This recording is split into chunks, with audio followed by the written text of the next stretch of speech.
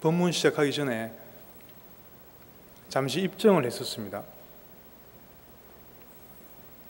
입정할 때 이제 법문을 듣기 전에 마음을 잠시 가라앉힌다는 의미가 있겠고요.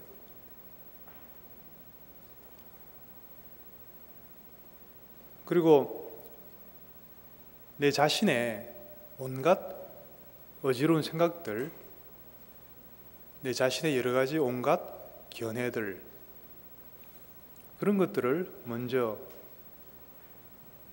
내려놓고 텅 빈 마음으로, 텅 비었지만 깨어있는 마음으로 법문을 들으려고 하는 그런 목적으로 입정을 하는 겁니다. 다들 그렇게들 하고 계시죠? 한 사람만 대답하시네. 너무나 당연한 거라서 왜 또 저런 걸 묻고 있나 그러시는 거죠. 소위 이제 멍 때린다, 우리 그렇게 이야기하잖아요. 멍 때린다는 거하고 입정하고는 분명히 다르죠.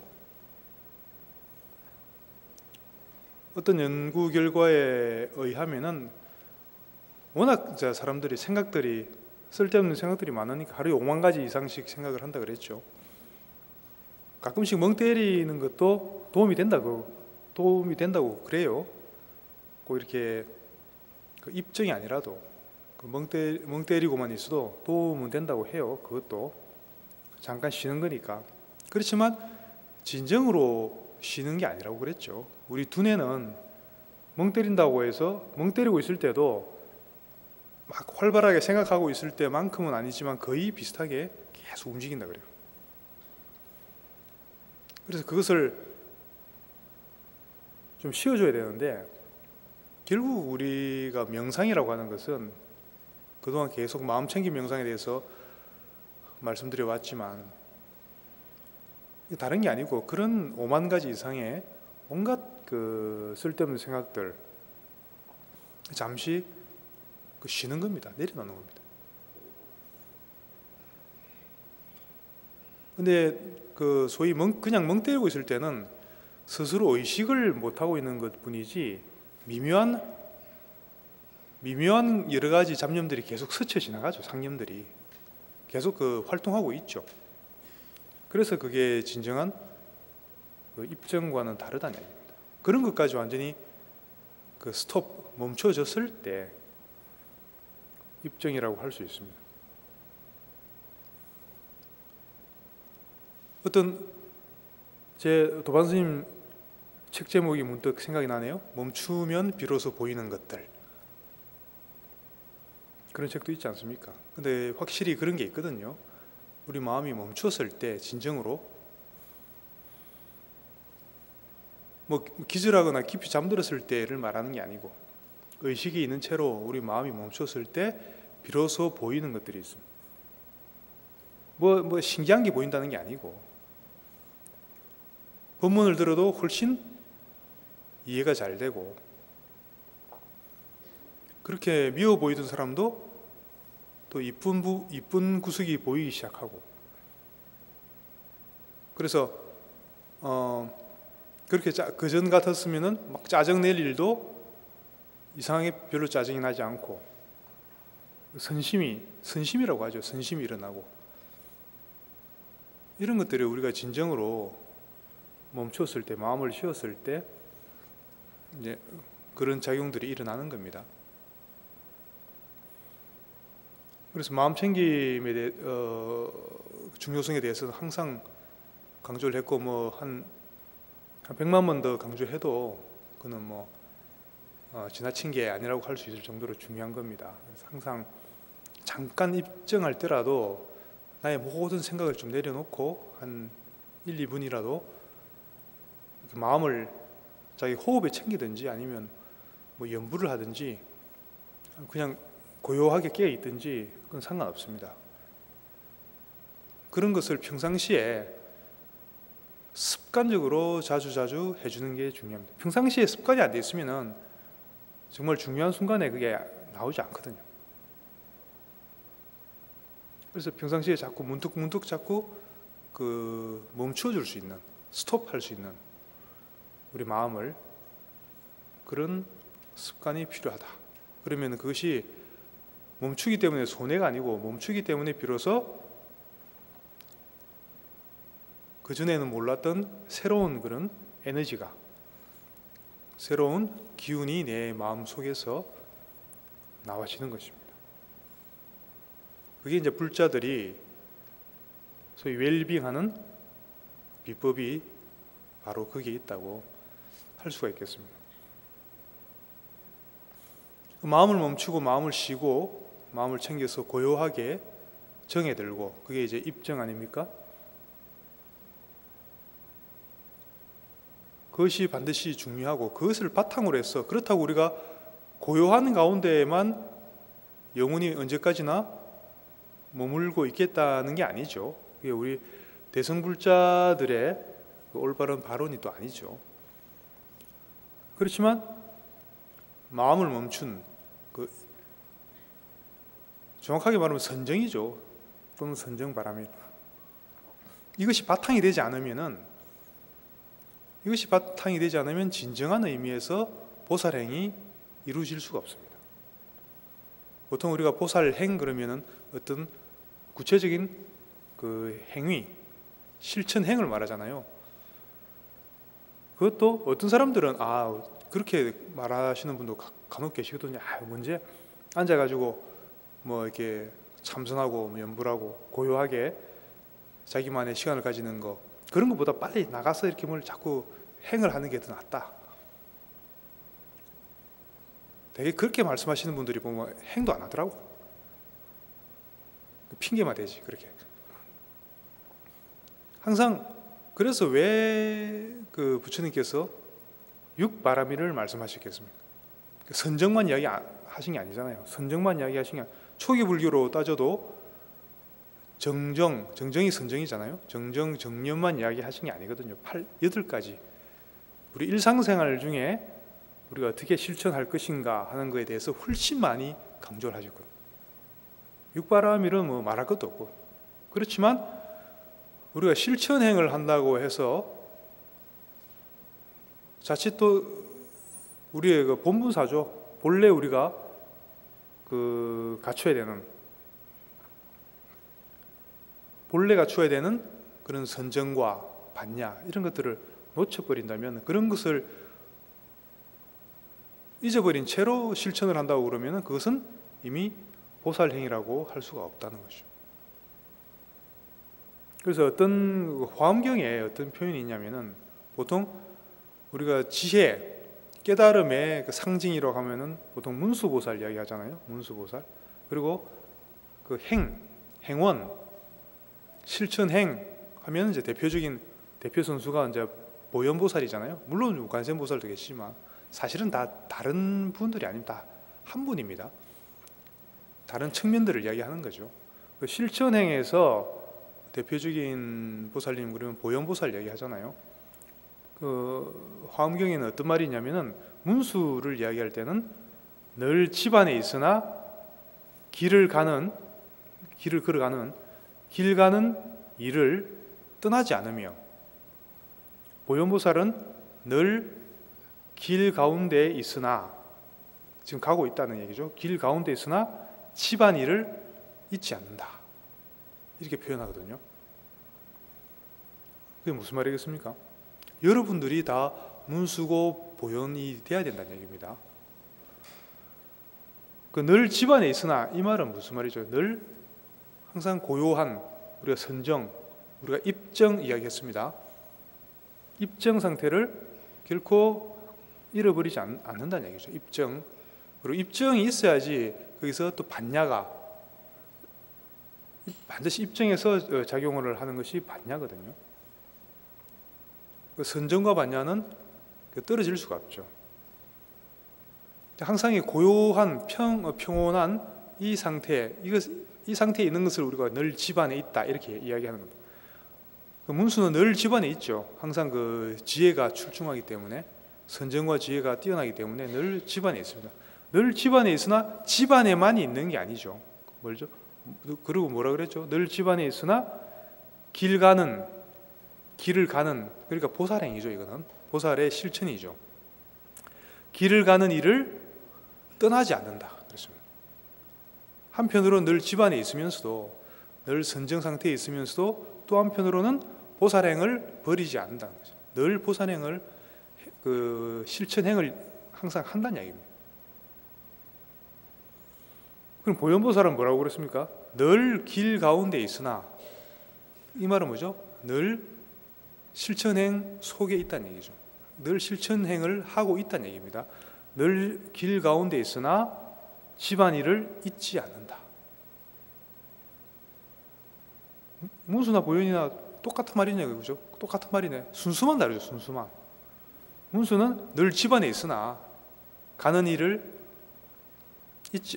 떠나지 않고, 보현은 늘 길 가운데 있지만 집안일을 잊지 않는다. 어느 게 앞에 오고 어느 게 뒤에 오고 그 이야기지. 둘 다 떠나지 않는다는 건 똑같은 이야기잖아요. 예를 들어 보현보살이 늘 보살행을 하면서 집안일을 잊어버리면, 그때는 이미 우리가 보살이라고 할 수가 없는, 그냥 일하는 사람, 일꾼이지, 일꾼. 보살행이 아닌가. 보디사트바, 보살이란 말 인도말로 원래 보디사트바는 말 그대로 하면 깨달은 중생이란 말이에요. 깨달아 갖고 열반에 들어가 있는 게 아니고, 깨달은 성인이 아니고 깨달았지만 중생을 버리지 않은 깨달은 중생이란 말이 보디사트바, 보살이란 말이에요. 대표적인 게 문수 보현이죠. 물론 관음, 지장 다 똑같은 이야기입니다. 그래서 우리가 항상 그 불자들은 그 균형, 그 밸런스를 잃어버리면 안 되겠다는 이야기죠. 문수, 보현. 그러니까 때로는 문수가 되고 때로는 보현이 되고, 이 두 가지가 다 우리 그 불자들의 본분사다. 늘 실천을 하면서, 행을 하면서, 또 한편으로는 내 마음이 산란해지고, 우리가 행을 한답시고 막 밖으로만 다니면서 내 마음을 챙기지 않으면은, 그것은 무슨 말이죠? 그러면 좋은 일 하면서도 번뇌에 휩싸이죠. 그런 경우 많이 봤죠. 물론 열애사는 없겠지만, 열애사는 제가 그런 사람 한 번도 못 봤는데, 어디 가니까, 양재동 어디 가니까 심지어 절에서 봉사하면서도 막 거기서도 막 구업도 많이 짓고 막 싸우기도 하고 그러잖아요. 그런 일 많잖아요. 절에는 왜 왔고 봉사는 왜 하는데, 그죠? 자기 본분사를 지금 잊어버리다는 거죠. 그래서 절에서 봉사하는 게 큰 복덕행이 된다는 건 이제 알아갖고 절에서 봉사를 하는데 한편으로는 자기 집안일을 잊어버린 것이. 이때 집안일은 뭡니까? 자기 마음 챙기는, 자기 마음이 번뇌에 휩쓸리지 않도록. 우리 마음은 아차하면은 한 찰나에 번뇌에 휩쓸려 버립니다. 그걸 놓쳐버리면, 정념을 놓쳐버리면. 내가 마음을 계속 챙기라는 얘기는 항상 하는 이야기죠. 그래서 이게 바탕이 되지 않고서는 그 어떤 우리 보살행이든 뭐든 불교에서 말하는 그런 공덕은 성취할 수가 없다는 겁니다. 간단하게 말하면. 그래서 자기 호흡관을 하든 윗바사나를 하든 항상 내 마음속 관세음보살 이렇게 연불의 마음을 챙기든, 이먹고 하고 화두의 마음을 챙기든, 자기 공부 주제가 꼭 한 개는 있어야 돼요. 그래서 거기 항상 마음을 묶어둘 수 있어야 돼요. 그래서 우리가 호흡이나 마음 챙김 설명할 때, 그죠? 그때 주로 호흡관 위주로 하니까, 우리가 호흡에 마음을 챙기면은 그 순간 과거나 미래에 떨어지지 않고 이 순간에 딱 저절로 와지면서 번뇌에서 벗어나진다고 그랬죠. 근데 이게 이제 마음 챙김이고, 연불한 사람들은 관세음보살 하다가 갑자기 그때 미스터 선샤인에서 이병헌이가 마지막에 어떻게 됐더라? 갑자기 생각이 이쪽으로 탁 가면 관세음보살은 이제 사라져 버렸어. 이게 이제 놓친 거거든 지금. 설사 이병헌 생각, 한쪽 이병헌 생각 날 수 있죠. 나더라도 한쪽에서는 계속 관세음보살 하고 있어야지. 100% 가버리면 그게 이제 그 휩쓸린 거거든. 100% 가버리면. 우리가 일상생활하면서 관세음보살에만 100% 마음을 챙기고 있을 수는 없잖아요. 일도 해야 되고 뭐 사람도 만나야 되고 우리가 의식이 자꾸 분산이 되게 되어 있습니다. 그렇지만 분산되는 가운데서도 한 가운데 중심이 딱 있어야 된다는 얘기입니다. 중심이 되는 그걸 우리가 닷이라고 하죠. 배를 정박할 때 바다에 배가 정박할 때 움직이지 않게 닷을 내리잖아요. 우리 마음에 닷이 반드시 있어야 된다는 거죠. 그게 호흡이든 연불이든 화두든 뭘 하나를 딱 잡고 평상시에 그 닷을 딱 잡고 마음을 거기에 묶어둘 수 있는 그게 있어야 된다는 얘기예요. 그게 없으면은 어떻게 된다고요? 우리 마음은 한 찰나에 그냥 휩쓸려 버려요. 번뇌 속으로. 그러면은 왜 우리가 번뇌라고 하겠습니까? 우리 생각 속으로 이제 빠져들어가는 건데, 네? 이렇게 생각할 수 있거든요. 난 좋은 생각 하는데 좋은 생각은 많이 해도 되지 않느냐. 좋은 생각은 뭐 많이 할 수 있죠. 그렇지만 우리 생각이라는 게 특성이 계속 한 찰나에 바뀝니다. 지금은 좋은 생각인데 그냥 그 속에 빠져 있다 보면은 어느 순간 보면 뭐 근심 걱정하고 있다든지 누구 원망을 한다든지 누구를 디스한다든지 마음속으로 누구를 이렇게 막 폄하한다든지 금방도 그러고 있거든요. 특히 많이 배운 사람, 공부 많이 한 사람들은 뭘 조심해야 되냐면은 다른 사람들 비판하는 거 굉장히 조심해야 돼요. 왠지 내가 좀 알거든 이제. 아니까 보니까 저 사람들 잘 모르거든. 그러면 어떤 마음이 들죠? 그것도 몰라갖고 제 어리석은 것들. 물론 어리석을 수 있지만 그것을 보는 내가 또 완벽하게 모든 걸 아는 건 아니잖아요. 나도 어리석은 부분이 있거든요. 그래서 함부로 다른 사람들에 대해서 우리가 말버릇을 평상시에 말버릇이 그대로 생각의 버릇이 되잖아요. 농담으로라도 다른 사람들 우리가 디스한다 그래요. 디스. 약간 폄하하는 그런 비방하고 폄하하는 그런 말들. 농담으로라도 그런 말은 안 하는 게 좋습니다. 그게 습관이 되거든요. 습관이 모여서 업이 된다고 그랬죠. 습이 모여서 업이 된다고. 그래서 말 한마디 하더라도 항상 칭찬해주고 인정해주고 이렇게 좀 감싸주고 이런 좀 우리가 사랑의 자 써서 에어라고 하잖아요. 사스법에 나오잖아요. 평상시에 쓰는 말버릇은 항상 이렇게 친절하고 사랑하는 그런 말버릇을 써야 된다는 얘기입니다. 그게 그대로 내 생각의 습관으로 남거든요. 어쨌든 그렇다 하더라도 우리가 마음을 챙기지 않고 생각 속에 있을 때는 잠깐 내가 좋은 생각을 하다가도 금방 어느 순간 보면은 이게 변해버립니다. 번뇌로. 그래서 일체 생각에서 딱 벗어나는 이 공부가 반드시 필요하고 중요하다는 이야기입니다. 어떤 책에서 봤는데 실제 어떤 미국의 이야기인데 어떤 부부가 있었는데 그 부부가 대개 이제 26년 동안을 결혼 생활을 해왔는데 26년 동안 계속 싸웠대요. 결국 이제 이혼 직전까지 갔는데 실제 사례입니다. 주로 어떤 분위기냐면은 이제 여자가 아내가 남편한테 주로 막 자꾸 지적질해. 당신 이게 뭐가 잘못되고 지금 잘못되고 하면서 계속 뭐 그런 또 사람들 있지 않습니까? 계속 지적만 해대거든. 26년 동안 이제 그러고 살았다는 거죠. 그리고 남편이 이제 도저히 못 참겠다 그래가지고 근데 이제 사이가 좋을 리가 없겠죠. 그래 그럼 또 지적질을 하니까 그 남편도 또 이렇게 또 반응을 하게 되잖아요. 결코 좋은 반응을 하지 않겠죠. 이렇게 또 막 그 번뇌로서 또 반응을 하잖아요. 그게 서로 주고받고 하면서 그런 식으로 계속 싸워가면서 한 26년을 살았다는 거죠. 그래서 어떤 이제 그 타라 브레이라고 하는 이제 유명한 명상 지도자가 있습니다. 불교 명상 지도자인데 그 사람한테 갔더니 타라 브레이이 그랬다 그래요. 그러면은 그 남자가 찾아갔나 봐요. 그 사람한테 그 남편이. 그래서 지금부터 일단은 그런 상황이 됐을 때 막 이렇게 언쟁이 벌어졌을 때 있잖아요. 말로 싸울 때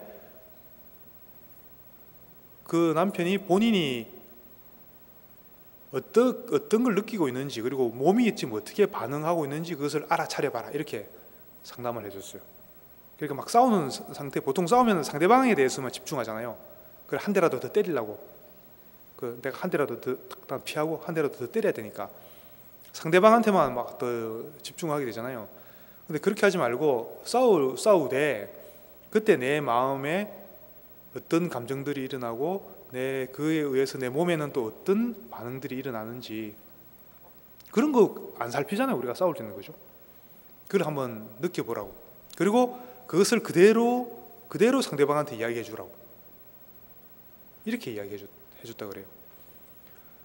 그러니까 이 사람이 또 자기도 다급하니까 안 그러면 이제 이혼하게 생겼으니까 그렇게 했나 봐요.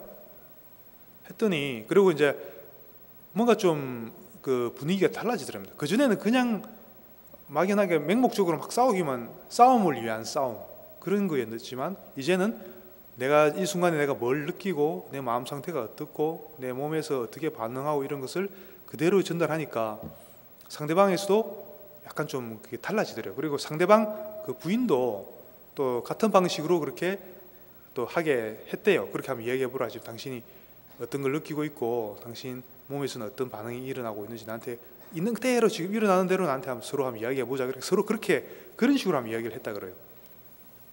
그렇게 주고받고 이렇게 이야기하다 보니까 이제 더 이상 이게 그 싸움이 이제 산으로 이제 더 이상 안 가게 되는 거죠. 어떤 지금 이 순간 이 지점에서 일어나고 있는 그걸 바탕으로 해서 이야기를 하다 보니까 그게 이제 교감이 되는 거죠. 그렇게 몇 번 싸우다 보니까 서로 서로 상대방을 이해를 할 수 있게 되더라는 거예요. 이해를 할 수 있게 됐고 이제 또 수용을 할 수 있게 되는 상태까지 가게 된 거죠. 그래서 이상하게 그게 특별히 무슨 합의를 했거나 그거에 의해서 뭘 한 것도 아닌데 그렇게 하는 과정에서 그 감정적인 부분 다 감정적인 부분들이잖아요. 그게 풀어지더라는 거죠. 그래서 결국은 두 사람은 그 이후에 어떻게 됐냐면은 행복하게 잘 살고 있다. 꼭 전설 따라 삼천리 무슨 멘트가 네. 근데 실제로 그런 사례인데 상담을 했던 사례인데 그런 일들이 많다 그래요. 그래서 그런 식으로 우리가 그런 어떤 감정적인 부분에 대해서 특히 그 남자가 그 남편이 어디 적어왔는데 그 남편이 그 재밌는 그 남편 이름이 제프인데 제프 이렇게 이야기했다 그래요. 그 책에 나오는 이야기입니다. 지금 상황을 바꾸는 것은 하나도 중요하지 않다. 그러니까 지금 보통 상대방을 막 바꾸려고 하잖아요. 지금 상황을 바꾸는 것은 하나도 중요하지 않다.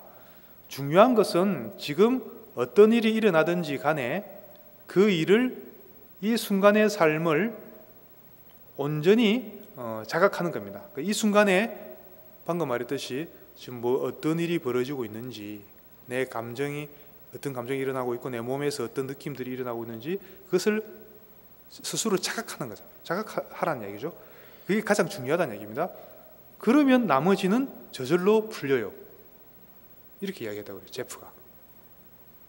그래서 그걸 우리가 이제 요즘 말로 현존이라고 그래요. 현존. 지금 이 순간에 존재한다. 현존이라는 게 꼭 이렇게 법문하기 전에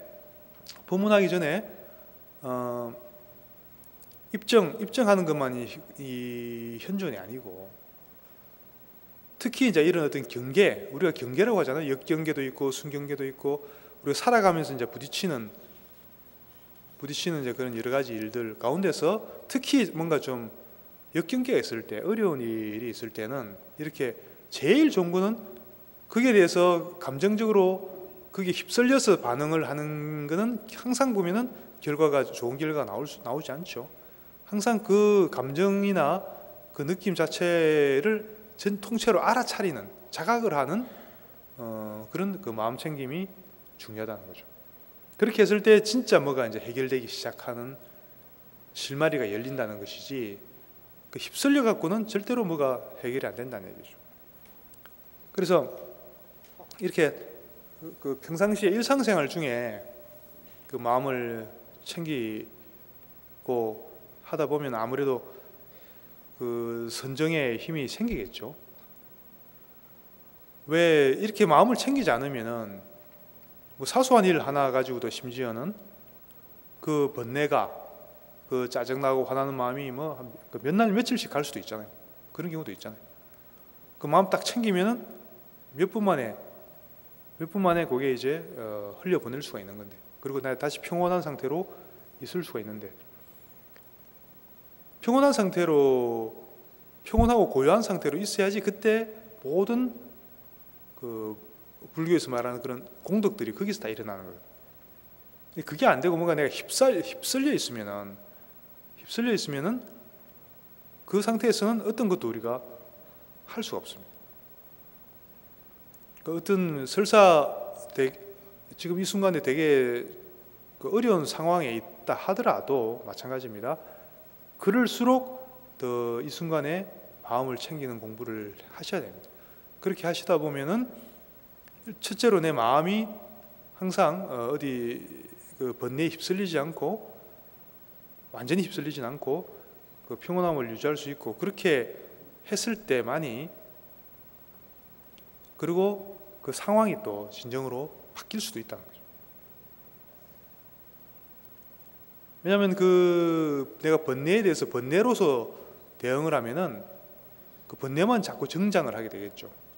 그 좋은 일이 생길 수가 없겠죠. 그렇지만 번뇌에 대해서 마음 챙김이라고 하는 그런 그 선심으로서, 우리가 선심소라고 해요. 선심으로서 이렇게 대응을 하면은 그 악업이 끊어지면서 그 자리에 새로운 선업이 들어서면서 업이 이렇게 그 정화가 되는 겁니다. 업이 정화가 되기 때문에 우리에게 일어나는 일이 바뀐다는 얘기죠. 현실이 바뀔 수 있다는 거죠. 업을 정화하는 것을 통해서 바뀔 수 있다는 거죠. 근데 그걸 모르고 내가 계속 예를 들어 뭐 악다구니를 한다든지 어떤 그 역경계에 대해서 번뇌로만 계속 반응을 하다 보면은 그런 일이 계속 생기죠. 그런 일이 생기는 사람들은 또 계속 희한하게 또 계속 생깁니다. 그게 다 그 업에서 오는 거거든. 어젠가 아닌가 우연히 무슨 TV에서 봤는데 그 희한한 사람이 있더만요. 그 사고, 웬간한 사람들은 한번 당하면은 100% 죽는 사고인데 기적적으로 살아나는 거예요. 이 사람은 그거를 평생 7번이나. 하여튼 뭐 차 타고 가다가 절벽에서 떨어져도 살아남고, 어디 무슨 한번 비행기 사고 났는데 또 살아나고, 그랬고 본인은 이제 그게 살아난 게 행운이라고 이제 이야기를 하더라고요. 근데 그걸 물론 행운일 수도 있지만 그 사고 당하는 그 자체가 행운은 아닌데, 그죠? 근데 이제 그게 우리 주위에 보더라도 이상하게 그런 일이 계속 반복되는 사람들이 있습니다. 한번 잘 돌이켜 보세요. 뭔가 사고가 자꾸 난다든지, 자꾸 다치게 된다든지, 그런 게 계속 어쩌다 한 번이 아니고 반복적으로 그렇게 나타날 수가 있거든요. 그게 우리의 어떤 업에 의해서 그런 일들이 생기는 거거든요. TV에 나왔던 그 사람은 또 희한하대. 그 사람은 7번인가 죽을 고비 넘기고, 그리고 그 로또 또 걸리갖고, 희한한 사람인데 뭐 한 10억 가까이 로또도 걸리고 지금은 잘 살고 있대요. 아마 이제 그 앞에 뭔가 그 되게 이제 그런 건 살생업이거든. 살생업에서 이제 그런 사고를 당하는 거거든요. 근데 그게 이제 지나간 거지, 다 소멸된 거지. 그래갖고 이제 아마 그런 경우도 있더라고요. 그러니까 그래서 제일 좋은 것은 어떤 상황이든지 간에 항상 현존이라고 이야기합니다. 이 순간에 내가 뭘 느끼고 있고 어떤 감정이 일어나는지 반드시 다 알아차리고 있어야 돼요. 그것을 알아차리지 못하면 휩쓸려 버리죠. 근데 알아차리라는 거죠. 그래서 좀 쉬운 게 이름 붙이기를 하라 그랬죠. 예를 들어 화가 날 때는 화남 이렇게 하라 그랬죠. 그러면 훨씬 알아차리기가 쉬워진다 그랬죠. 화남 하고 그 나름대로 응용을 하면 되겠죠. 그래서 이렇게 이제 마음을 챙기고 평상시에 그런 이제 선정의 그 생활이 어느 정도 이제 자리가 잡으면은 그때 이제 그 마음을 바탕으로 우리가 보살행을 할 수가 있는 거예요. 그래서 문수가 어떻게 보면 문수가 자리를 잡아야지 보현도 같이 살아난다는 얘기이기도 하죠. 사실은 같은 이야기이긴 하지만. 그래서 오늘은 또 관음제일이고 하니까 그러면은 그런 그 마음 챙김, 그 선정을 바탕으로 어떻게 또 우리가 보살행을 실천해 나갈 수 있을 것이냐.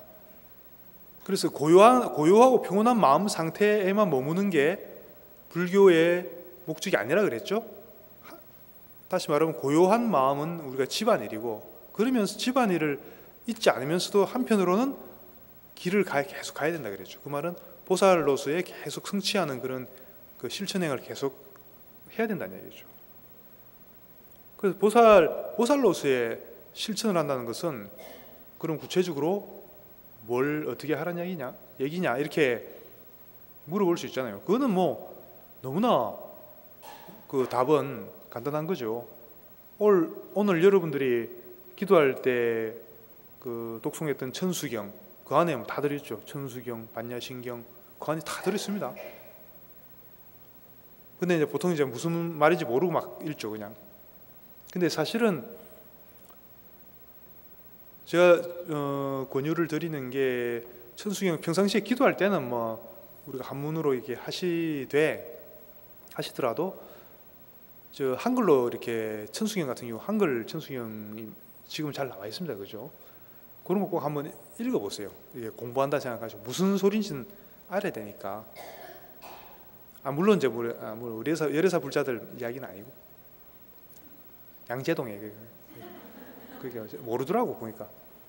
그 이제 그걸 무슨 뜻인지 알고 이렇게 보면 천수경은 어렵지 않습니다. 그 내용은 어렵지 않습니다. 그렇게 그 한글로 된 거 보면은 무슨 말인지 다 알 수 있어요. 그래서 그 일단 내용을 알고 그 독경을 하면요, 그 내용이 우리 보살행의 가장 그 뭐랄까 하이라이트, 가장 높은 수준의 또는 그 보살행의 전부라고 할 수도 있을 정도로 그렇게 잘 되어 있습니다.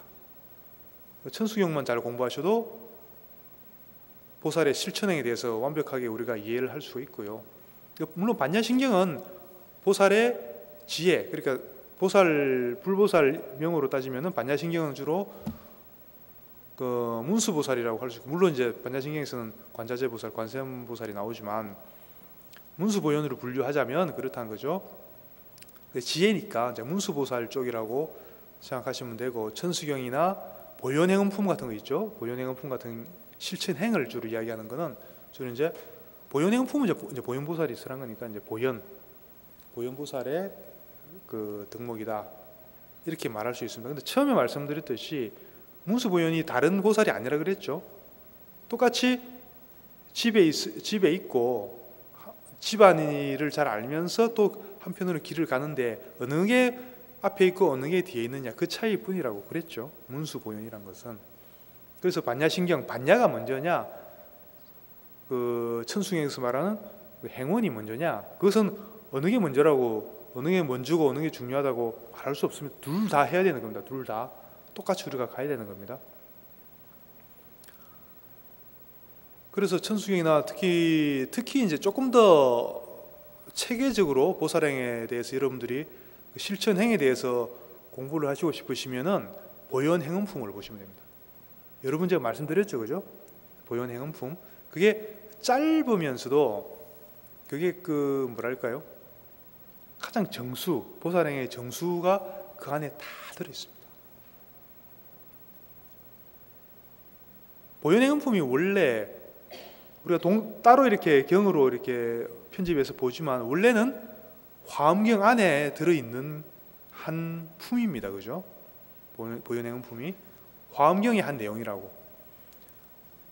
그래서 그 대승불교에서 그 보살행에 대해서 가장 광대하게 그리고 가장 깊이 정확하게 설명하고 있는 경전이 화엄경이잖아요. 물론 화엄경만 있는 건 아니지만 우리나라에서는 이제 신라 시대 때부터 주로 이제 화엄경을 가장 중요하게 여겼으니까.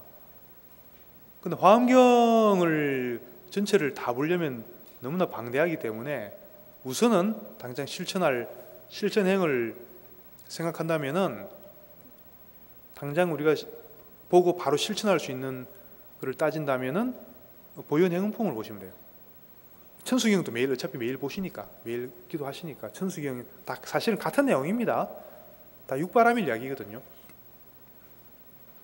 보현행음품을 좀 공부하시기 바래요. 우리 보현행음품이 조금 그거에 대해서 약간 부연 설명을 조금 드리면요. 보현행음품이 원래 우리가 그냥 쉽게 보현행음품 그러는데 원래 이 경전 이름이 있습니다. 원래 이 경전 이름이 있어요. 경전 이름이 뭐냐면은 대방광불 화엄경 입부사의 해탈경계 보현행음품이에요.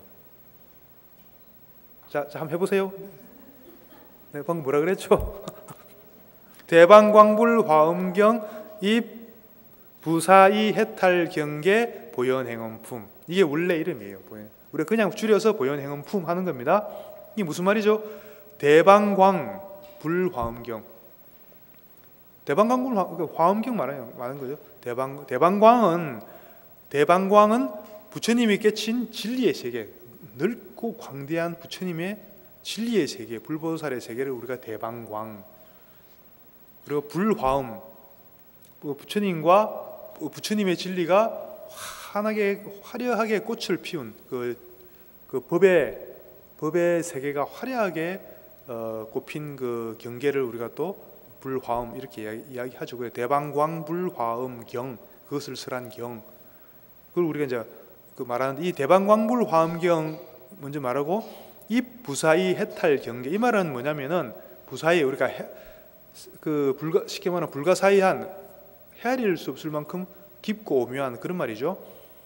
이런 부사의한 대방광불 화엄경에서 설하고 있는 부사의한 해탈 경계에 들어갈 수 있는 보현행음품 그런 말이에요. 경 이름에 다 나와 있어요. 경 이름에 벌써. 화엄경에서 이 말은 뭐죠? 화엄경에서 설하고 있는 그 해탈 경계에 들어가게 해주는 바로 그 품이 보현행음품이다. 얼마나 중요한 경전입니까? 그렇죠? 그리고 주로 이 보현행음품이 그 설해지고 있는 게 이제 화엄경에도 그 번역한 연도에 따라서 번역한 장소나 그 연도에 따라서 이렇게 그 종류가 또 조금씩 다르거든요. 뭐 우리 60화음, 80화음, 40화음 그러는데 그런 게 있습니다. 근데 그 40화음, 40권 화음에 속하는데요. 거기 이제 들어 있거든요. 그 내용이 뭐냐면은 입법계품 화엄경 안에서 가장 중요한 부분이라고 할 수 있는 실천행에서 입법계품이라는 품이 있어요. 그게 뭐냐면은 여러분들 선제동자 이야기 들어봤죠? 선제동자가 53선지식을 찾아다니면서 공부하는 그 내용을 다룬 부분이 입법계품이거든요. 이 40화음이 주로 입법계품에 대해서 다루고 있습니다. 물론 앞에 60, 80화음에도 다 있습니다. 그 한 파트로서. 그렇지만 40화음은 그거에 대해서만 입법계품에 대해서만 다루고 있다는 것이죠. 근데 나중에 좀 여력이 되시면은 입법계품을 통째로 이렇게 보시는 게 좋아요. 왜냐하면은 입법계품에서 보신 분들 계시는지 모르겠지만 그게 그 선제동자가 이제 53명의 선지식을 한 명씩 만나서 수행해서 공부하고 이렇게 배우고 다니잖아요. 그래서 마지막에 만나는 공부를 다 끝마치고 마지막에 완성 단계에서 만난 보살이 누굽니까? 그게 보현보살이에요. 보현보살을 만납니다. 그래서 그때 보현보살이 보현행원품을 일러주는 겁니다. 10가지 보현행원 일러주면서 그 선제동자의 53선지식 구두행이 끝나는 겁니다. 그 경전이 끝나는 거예요. 그 마지막이 보현행원품이 그 어떻게 보면 하이라이트죠. 그 입법계품 전체에. 그래서 경에서 뭐라고 설명하냐면은 보현행원이 마지막에 비록 따로 이렇게 딱 정리되어 있지만 그거에만 속한 게 아니고 사실은 53선지식한테 배운 그 모든 것이 사실은 다 보현행원품이에요. 보현행원이에요. 보현보살의 행원을 조금 더 구체적으로 디테일하게 각 여러 사람들, 대상들을 만나면서 배우는 겁니다. 누가요? 선제동자가. 그게 화엄경 입법계품에 나오는 내용이고 그 통째로 그 전체를 우리가 보현행원에 대한 가르침이다. 이렇게 생각하시면 됩니다. 그래서 근데 그걸 다 보시면 좋지만 입법계품을 혹시 여력이 안 되면은 우리 지금 가지고 계신 그 보현행원품만 보셔도 됩니다. 그 보현행원품 안에 그게 일종의 그것을 다 총 요약해 놓은 뭐랄까 그 엑기스다.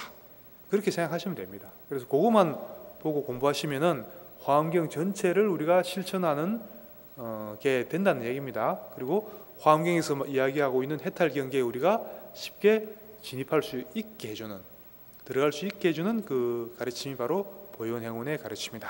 그런 이야기입니다. 그래서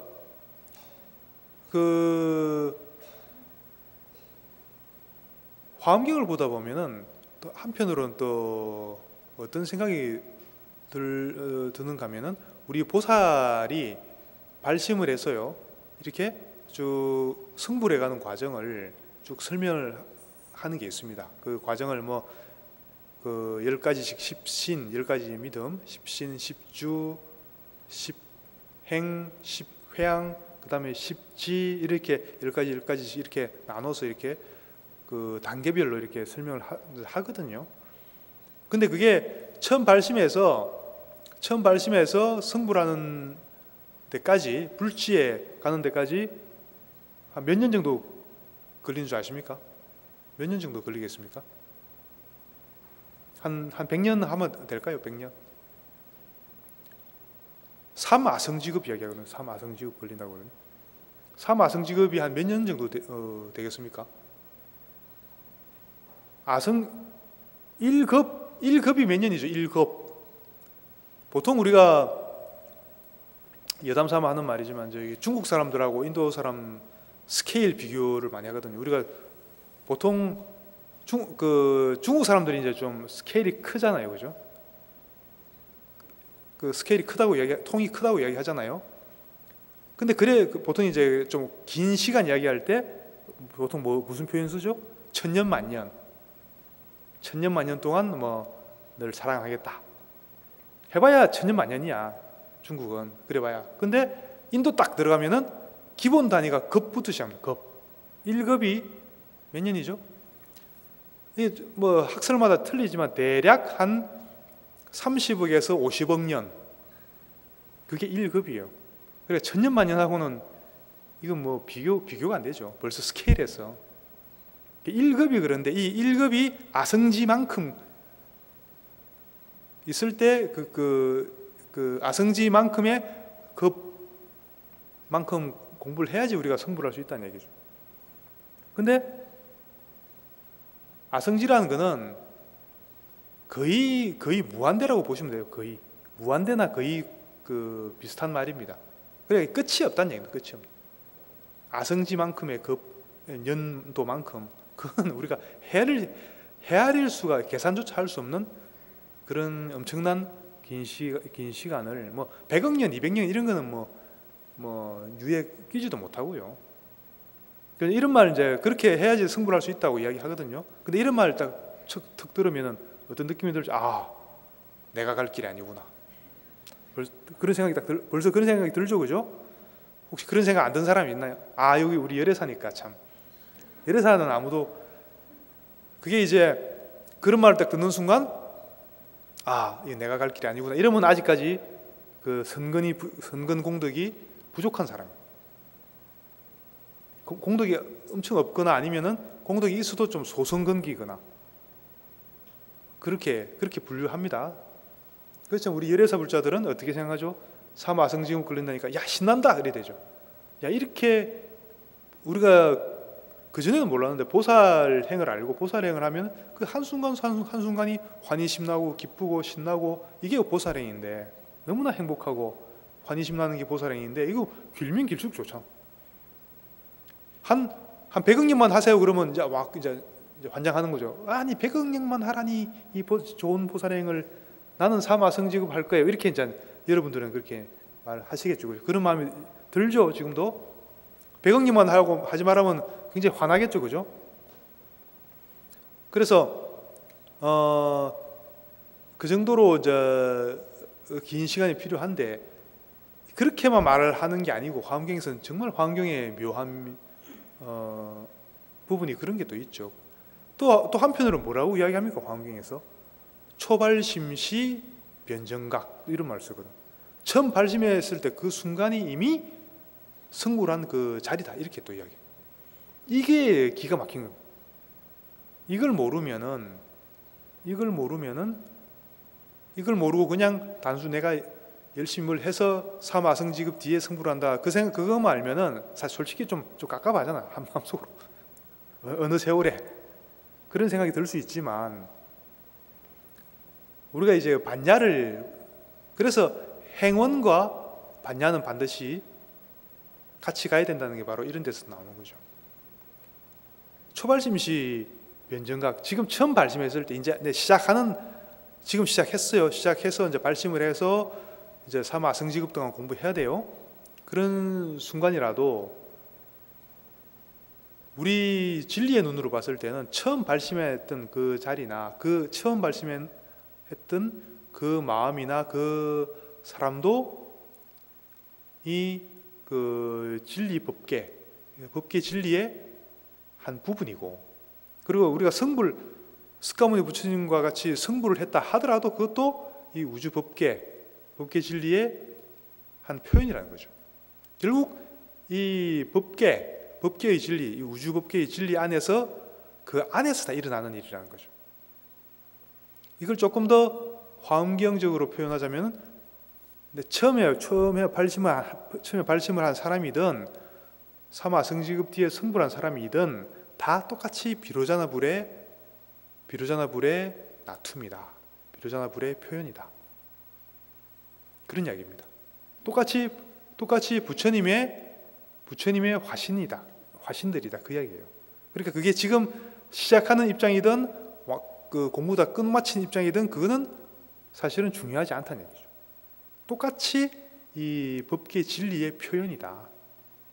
지금 처음도 그렇고 그 공부해가는 모든 과정 하나하나가 과정을 다 끝마치고 난 뒤에 뭐가 좋다는 게 아니고 처음 시작할 때부터 이미 성불의 마음, 성불의 그런 그 기쁨의 자리에서 시작한다는 거죠. 그래서 그 과정 하나하나가 다 완성의 자리고 다 성불의 자리로서 이렇게 진행되어 나간다는 얘기죠. 그래서 이미 그래서 우리가 본래 성불이란 말이 나오는 거거든요. 본래 다 성불에 있는데 본래 성불에 있는 우리의 이 공덕을 이게 이 현실에 구현하기 위해서 표현해내기 위해서 우리가 초발심도 하고 공부도 지어나가고 성불도 하고 하는 이런 모양을 지어나가는 거예요. 우리가 그 부처와 다른 하찮은 중생이어서가 아니고 똑같이 본래 성불에 있는데 단지 그 모양에서 드러나는 모양에서 차이가 있고 그 차이가 있지만 마치 바다의 파도가 모양은 달라도 다 똑같이 바다이듯이 우리가 지금 초발심에서 나아가고 있지만 나아가는 매 순간순간 이 과정 하나하나가 그대로 다 완성의 순간들이다. 성불의 순간들이다. 이게 바로 화엄경의 가르침이고 이것을 구체적으로 이 현실에서 우리가 보다 구체적으로 그 구현해 나가는 실천해 나가는 쉽게 말하면 불성을 실현시켜 나가는 그 방법이 바로 보현행원이다. 그런 이야기입니다. 이해가 되시죠? 여러분들은 너무 잘 알고 있는 건데 제가 자꾸 말씀드리니까 뭐 저런 걸 또 새삼스럽게 이야기하나? 그렇죠? 그렇게 생각하시는 거죠? 그죠?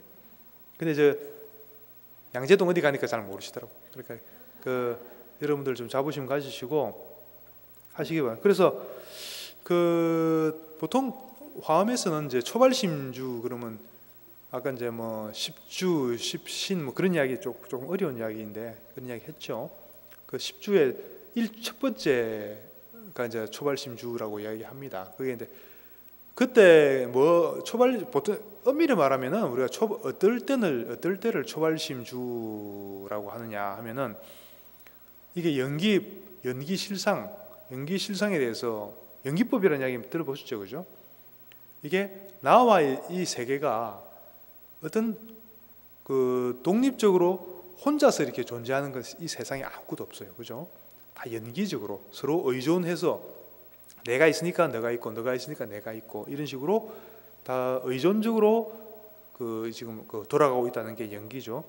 이 연기에 대한 바른 이해가 있어야 되고, 이것이 확실하게 내 그 마음 속에 뿌리를 딱 잡고 있어야 돼요. 중심을 딱 잡고 있어야 돼요. 연기에 대한 그 이해가. 그랬을 때 사실 그게 됐을 때 우리가 진짜 발심이 일어나겠죠. 왜냐하면 내가 따로 있고 너가 따로 있는 상황에서는 이거는 우리가 이제 무명이라고 합니다. 나라는 게 따로 실체로 있고 너라는 게 따로 있다 이렇게 보고 있으면은 이거는 반야가 아니죠. 이건 무명이죠. 어리석음이죠. 근데 그렇게 이제 따로 있다고 보고 있으면은 결코 완전한 보살 행위 일어날 수가 없겠죠. 왜냐하면 내가 있고 너가 있는데 내 거가 있고 네 거가 생기게 되잖아요. 그럼 내 것도 지켜야 되고 이런 식으로 이제 마음이 진행되기 때문에 진정한 보살심은 일어날 수 없겠죠. 기껏해면 가끔 조금 떼서 좀 선심 좀 쓰고 뭐 이 정도지 진짜 보살심은 안 일어나겠죠. 그렇지만 우리가 실상을 알아서 연기 실상을 봐서 나라는 게 본래 실체 같고 너라는 것도 본래 실체가 없어서 서로 이렇게 연기적으로 같이 의존적으로 이렇게 우리가 돌아가고 있다. 그래서 결국은 우리가 하나다라고 하는 이런 인식이 있을 때 그런 인식이 그런 눈이 딱 뿌리 내리고 있을 때 그때야말로 진정한 보살로서의 발심이 일어날 수 있다는 것이죠. 그 동체대비라고도 이야기하죠. 너와 나가 없을 때 일체가 모두 하나일 때 비로소 저 끝에 있는 끝에 있는 사람의 불행이 곧 나의 불행이 되고 저 사람의 기쁨이 나의 기쁨이 되고 이래서 아무 조건 없이 내가 도와줄 수 있는 마음이 일어나고 이렇게 이제 진행이 되는 겁니다. 그래서 그 문수의 지혜, 그러니까 그게 공성에 대한 지혜죠. 나와 너라는 게 나와의 세상이라는 게 본래 실체가 없다는 것을 분명히 알 때, 그래서 모든 것이 연기적으로 돌아가고 있다는 것을 분명히 알았을 때, 이런 지혜가 바탕으로 됐을 때만 우리가 그 보살로서의 행원, 보살로서의 그런 실천 행위 진정으로 나와질 수가 있다는 얘기입니다. 그래서 오늘은 그 선정, 처음에 입정에 대해서 본문을 시작했었죠.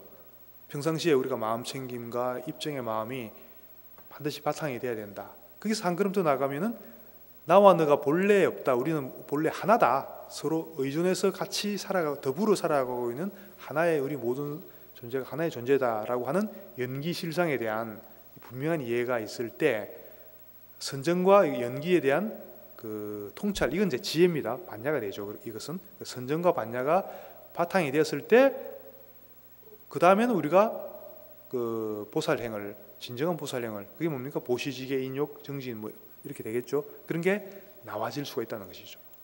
선정에만 머물러서도 안 되고 선정과 지혜가 있을 때 반드시 거기서 진정한 보살행을 실천할 수 있고, 그렇게 했을 때 우리 각각 개인이 문수가 되고 보현이 되는 겁니다. 그래서 문수보살이 되고 때로는 또 보현보살이 돼서 지금 이 자리에서 이 현실을 떠나서 따로 열반을 구하는 것이 아니라 지금 이 자리가 그대로 그 불국토로 만드는 그런 그 과정이 바로 그 보살들의 그 소임이다. 이렇게 이제 말씀드리고요. 여러분들 각각이 이제 그 모든 것을 그렇게 잘 인식하시고 실천하시기 바랍니다. 자, 오늘은 여기까지 하고요. 자, 개송으로 회양하면서 마치도록 하겠습니다. 어머니이신 일체 생명들이 항상 평안하고 행복하기를 바라며 이들을 돕기 위해서 완전한 깨달음을 얻겠습니다. 네, 승불하십시오.